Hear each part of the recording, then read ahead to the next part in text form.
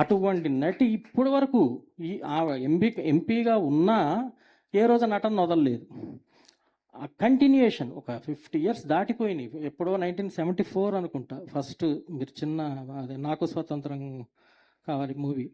అప్పటి నుంచి ఇప్పటి వరకు నటిస్తూనే ఉన్నారు. దాదాసాహెబ్ ఫాల్కే కానీ ఒక పద్మవిభూషణ్ ఇటువంటివి రావాల్సినటువంటి అవసరం ఎంతనా ఉంది జయప్రద గారికి. వారు రాజకీయాలకు వెళ్ళటం వల్ల నెగ్లెక్ట్ చేయబడ్డారు. లేకపోతే చాలామంది జయప్రద బల అందంగా ఉంటుందండి అంటుంటారు. అందంగానే కాదు, మీరు నటన పరిశీలించండి. మామూలు నటి కాదు, నర్తకి, అద్భుతమైన డాన్సర్ అన్నీ ఉన్న ఒక అద్భుతమైనటువంటి మన సత్యజిత్ రే అంతటా ఆయన అన్నారు, నేనే ఉంది ఇట్లా the most beautiful actress in our country అని ఆయనే అన్నారు. ఎవరు? సత్యజిత్ రే.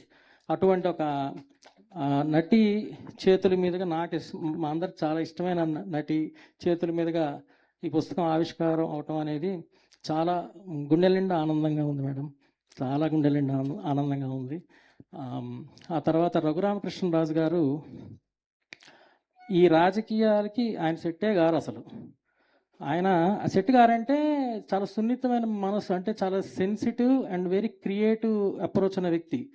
ఆయన అసలు రాజకీయాల్లోకి ఎందుకు వెళ్ళారన్నా, ఇందులో ఎక్కడ పాపం మనగలుగుతారా, ఇట్లా టెన్షన్ పడుతున్నాం మేమంతా. ఎందుకంటే మాకు వారి గురించి బాగా తెలుసు కదా.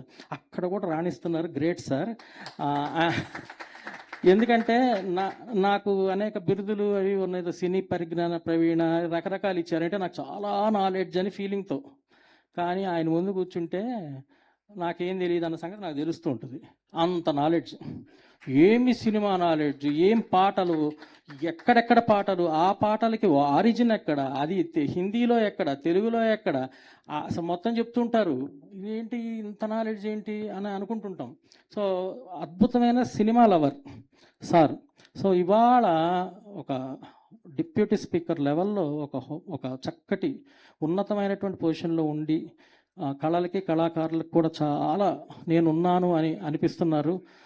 వారు ఇవాళ తొలి కాపీని జయప్రద గారు రిలీజ్ చేసిన తర్వాత తొలి కాపీని అందుకోవడానికి వారు రావటం చాలా సంతోషం. వారికి హృదయపూర్వకంగా ధన్యవాదాలు తెలియజేసుకుంటున్నాము.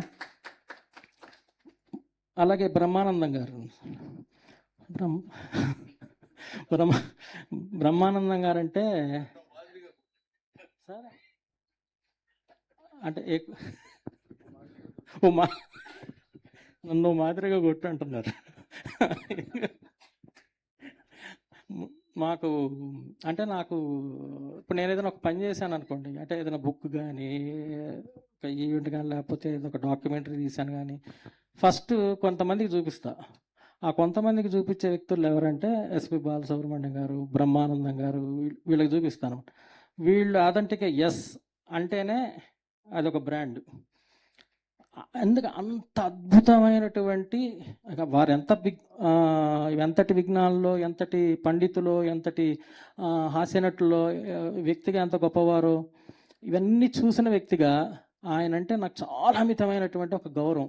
బ్రహ్మానందంగా దాదాపు రోజు మేము ఫోన్లో మాట్లాడుకుంటాం ఏదో ఒక విషయం మీద. అంటే అది చనువు అని కాదు, అంటే మాకు ఆ సబ్జెక్ట్స్ పైన ఉన్న ఇష్టం. అంటే నాకు ఆయన రోజు ఫోన్ చేస్తారని చెప్పడం కాదు ఇక్కడ ఉద్దేశం. ఏదో ఒక టాపిక్ ఉంటుంది, ఆ టాపిక్ మీద భలే చర్చించుకుంటూ ఉంటాం. సో బ్రహ్మానందంగా అది నా అదృష్టం. బ్రహ్మానందం గారు చిన్నప్పుడు ఎక్కడైనా చూస్తే బాగుండు అనుకున్నా. ఎందుకంటే ఇప్పుడు జనరేషన్లో 40 years నెంబర్ 1 ఉన్న హాస్యనటుడు ఇంతవరకు లేరు. ఇప్పుడు ఆయనతో పెద్ద ఇబ్బంది ఏమొచ్చిందంటే, బ్రహ్మానందం గారితో ఈయన ఒక బెంచ్ మార్క్స్ పెట్టారు. ఈ బెంచ్ మార్క్స్ ఎట్లా ఉన్నాయంటే, తర్వాతి తరాల హాస్యనటులు ఎవ్వరు కూడా అవి రీచ్ కాలేరు. Relangi garu is number 1 only for 25 years. Rajababu is number 1 only for 15 years. Brahmanandam garu is number 1 for 40 years. Telugu cinema చరిత్ర తీసుకుంటే ఒక పద్మశ్రీ అవార్డు, ఒక డాక్టరేట్, ఒక గిన్నీస్, ఇన్ని పొందిన హాస్యనటుడు ఇండియాలోనే లేరు. ఇవన్నీ సెట్ చేసేసి ఇక చూసుకోండి అంటే తర్వాత చాలా ఎవరికైనా అది ఇంపాసిబుల్ అది. సో అటువంటి బెంచ్ మార్క్ సెట్ చేసిన ఒక అద్భుతం తర్వాత వారు శ్రీమతి గారు అంటే ఇంట్లో కూడా నేను చూస్తా పిల్లలతో వ్యవహరించే తీరు శ్రీమతి గారిని కూడా చాలా ఎంత పువ్వులాగా చూసుకుంటారంటే, ఆ లక్ష్మి సంజయ్ వచ్చాడు కాఫీ పట్టరా అంటారు ముందు. తను కొంచెం ఏదో జ్వరంగానో తలకాయ నొప్పిగా ఉందో అనేది టక్కున గుర్తొస్తుంది వారికి. సారీ సారీ సారీ లక్ష్మి నువ్వు నేను తీసుకొస్తాను అని సారీ. ఇవన్నీ నేను ఆశ్చర్యంగా చూస్తుంటా. అవన్నీ అనకపోయినా ఏం సారీ సారీ ఉండండి పాప ఎంత పువ్వులా చూసుకుంటారంటే అవన్నీ ముచ్చటేసిపోద్ది. ఇంటికి సాయంత్రం సినిమా వాళ్ళు ఇంటికి వెళ్ళగానే అర్జెంటుగా రకరకాల వ్యసనాలు ఉంటాయి కదా, అవేమి ఉండవు. సాయంత్రం వారు షూటింగ్ నుండి ఇంటికి వెళ్ళగానే చక్కగా ఒక పరుపు మడత మంచం వేసుకొని తన లైబ్రరీలోకి వెళ్ళి అద్భుతమైన బుక్స్ తీసి అవి చదువుతుంటారు. గొప్ప వ్యక్తి అంతే. ఇక నేను ఎక్కువ చెప్పడం కాదు, అటువంటి వ్యక్తి గొప్ప ఉన్నతమైనటువంటి వ్యక్తిత్వం ఉన్న